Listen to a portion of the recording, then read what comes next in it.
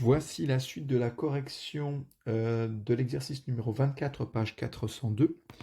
Nous avions dans la vidéo précédente répondu aux questions 3A, 3B et 3C. On en était resté là où on avait calculé finalement l'angle sous lequel on voit l'image à la sortie de la lentille de la lunette astronomique, donc θ'. Question 4, calculez alors le grossissement G de cette lunette. Donc le grossissement de la lunette, c'est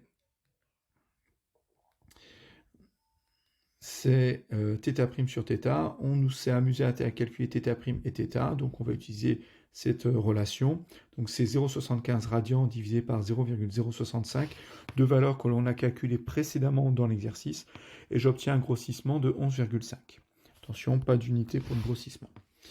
Question 5a, exprimez le grossissement G de cette lunette astronomique afocale en fonction de f'1 et f'2, qui sont donc les distances focales de l'objectif et de l'oculaire.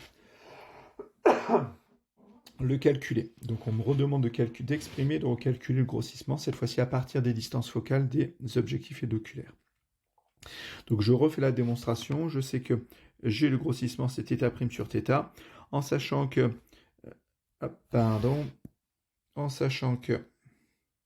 les angles θ et θ' sont très petits, donc tangente θ sera égale à θ, et bien sûr tangente θ' sera égale à θ'.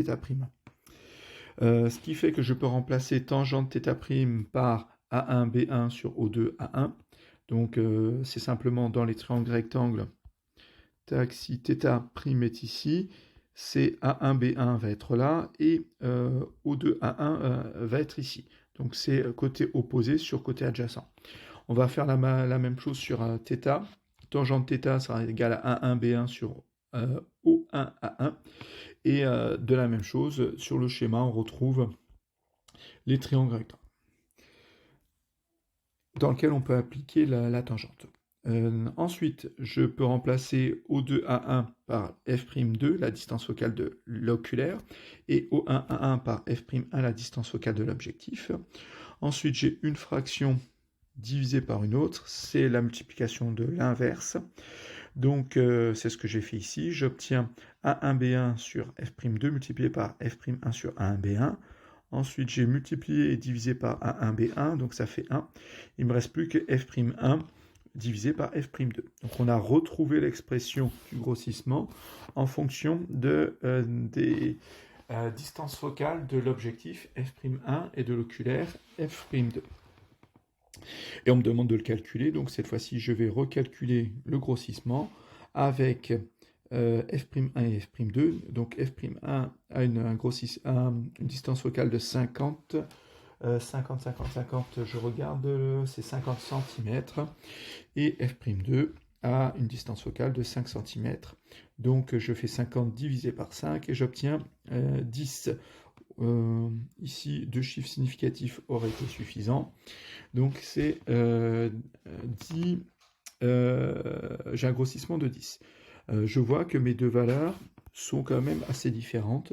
J'ai un grossissement calculé avec les angles de 11,5, j'ai un grossissement calculé avec les distances focales de 10. Donc il y a au moins ici, plus de 10% d'erreur. Et c'est d'ailleurs ce qu'on va me demander de comparer, de voir, d'étudier, c'est l'incertitude. Donc évaluer l'incertitude type de mesure UG. Donc U, c'est l'incertitude, G sur le grossissement, donc c'est l'incertitude type du grossissement. U pour uncertainly, uncertainly c'est incertitude en anglais, qui commence par un U.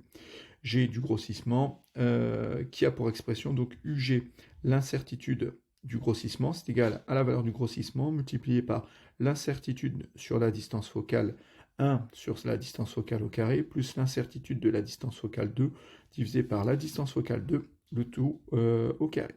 Et il y a la racine carrée de tout ça. Donc, une application numérique, on me donne dans l'énoncé les incertitudes ici des deux distances focales qui sont de 0,1 cm. On me donne les distances focales, celle-ci c'est 50 cm, celle-ci 5 cm. j'ai le grossissement, il est connu, on vient de le calculer, ici, je vais utiliser le G qui est calculé à l'aide des distances focales. Pourquoi? Parce que ça, c'est une incertitude de type composé, c'est-à-dire c'est lorsque on va calculer ces incertitudes sur une grandeur, le grossissement ici, que l'on a calculé. Et je vois que utilisant les incertitudes sur les distances focales, ça veut dire que c'est l'incertitude calculée avec les distances focales qu'il faut ici insérer. Donc c'est mon 10, le grossissement de 10 que j'ai calculé avec les distances focales. Donc si je fais l'application numérique, ça va donner ça. Ça fait 10 de grossissement, multiplié par, ensuite, là je mets 0,1, 0,1 les incertitudes des deux distances focales, là je mets 50 et 5 les deux distances focales, et j'obtiens une incertitude sur le grossissement avec deux chiffres significatifs. Je ne peux pas aller plus loin, on est bien d'accord, j'ai deux chiffres significatifs ici, j'en ai 2, 2, 3 et 2, je garde deux chiffres significatifs. J'ai donc un grossissement une incertitude sur le grossissement de 0,2 cm. 0,2, il n'y a pas de centimètre, pardon. Donc je peux en conclure que le grossissement de la lunette est normalement calculé avec les distances focales de 10,0 plus ou moins 0,2. Donc voilà pourquoi j'avais rajouté le 0. C'est pas très clair ici. Normalement, les données de l'énoncé ne sont pas bonnes. On aurait dû avoir plus de chiffres significatifs ici, c'était sûr et certain. Pourquoi? Parce que si je n'ai que deux chiffres, si je n'ai que deux chiffres significatifs sur le premier, en fait, j'ai 0 chiffre après la virgule, je devrais avoir 0 chiffre après la virgule. Ça fait une incertitude de 0, ça, c'est pas terrible. Donc voilà pourquoi j'ai gardé un troisième chiffre significatif. Il faut avoir, pour la grandeur et son incertitude, le même nombre de chiffres après la virgule. Ce n'est plus le nombre de chiffres significatifs qui compte, c'est le nombre de chiffres après la virgule. Donc voilà pourquoi j'avais rajouté ici un chiffre significatif supplémentaire. Donc, si je conclus, c'est pas terrible, hein. Le grossissement calculé à la question 4 ne correspond pas au grossissement théorique assorti de son incertitude. Donc le théorique nous donne finalement, le grossissement devrait être compris entre 9,8 et 10,2, alors que le grossissement réel fait par des mesures sur l'expérience nous donne un grossissement de 11,5. Donc on est bien au-delà de l'encadrement du grossissement. Qu'est-ce que l'on peut dire? Finalement, c'est que peut-être que l'hypothèse, lorsque l'on a calculé le grossissement avec f'1 sur f'2, on a utilisé l'hypothèse que les angles étaient très petits et que tangente θ est égale à θ. Cette hypothèse est erronée. C'est sûrement une hypothèse. Et oui, on le voit que c'est erroné parce qu'en fait, si on calcule la tangente θ', c'est-à-dire la tangente de 0,75, on obtient 0,92 ou 0,93 de mémoire. Et c'est quand même assez différent de 0,75. Si on fait par contre la tangente, si on calcule la tangente de 0,065 en radian, on retombe sur 0,065. Donc mon erreur, elle est là. C'est-à-dire que l'angle n'est pas suffisamment petit, l'angle θ' n'est pas suffisamment petit pour dire que tangente θ est égale à θ'.